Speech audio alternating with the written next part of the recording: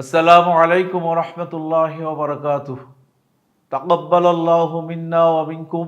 সংসদীয় আসন ৪৮ নওগাঁ ৩ বদলগাছী মহদেবপুর এলাকার সর্বস্তরের জনগণকে জানাই ঈদুল আজহার শুভেচ্ছা ও অভিনন্দন। সম্মানিত ভাই ও বোনেরা, আল্লাহ রব্বুল আলামিন আমাদেরকে ঈদুল আজহা দিয়েছেন, তা জাতির পিতা ইব্রাহিম আলাইহিসসালাম এর ত্যাগ এবং কুরবানির নজরানা। যে ত্যাগ এবং কুরবানির নজরানার বিনিময়ে একটি কল্যাণমূলক ইসলামী রাষ্ট্র প্রতিষ্ঠিত হয়েছিল, সমাজ প্রতিষ্ঠিত হয়েছিল।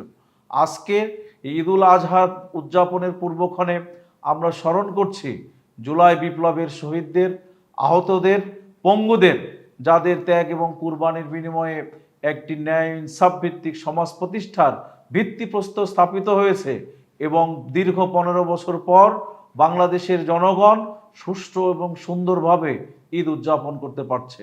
আজকে আমরা স্মরণ করছি ফিলিস্তিনের গাজা অসহায় নির্যাতিত নিষ্পেষিত বনি আদমকে, এবং বিশ্বের যেখানেই যারা নির্যাতিত নিষ্পেষিত হচ্ছে আমরা তাদেরকে শ্রদ্ধার সাথে স্মরণ করছি।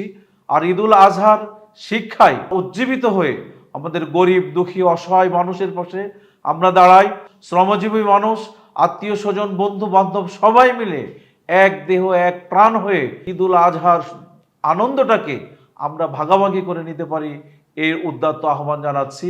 একটি সুখী, সমৃদ্ধ, কল্যাণময়, ন্যায় ইনসাফ ভিত্তিক বাংলাদেশ গঠনের ক্ষেত্রে আমরা সবাই নিজ নিজ জায়গা থেকে কার্যকর ভূমিকা রাখব, এই আশাবাদ ব্যক্ত করে আপনাদের সুস্থ সুন্দর দীর্ঘ নেক হায়াত কামনা করে আবারও বদলগাছী মহদেবপুর এলাকার সর্বস্তরের জনগণকে জানাই ঈদুল আজহার শুভেচ্ছা।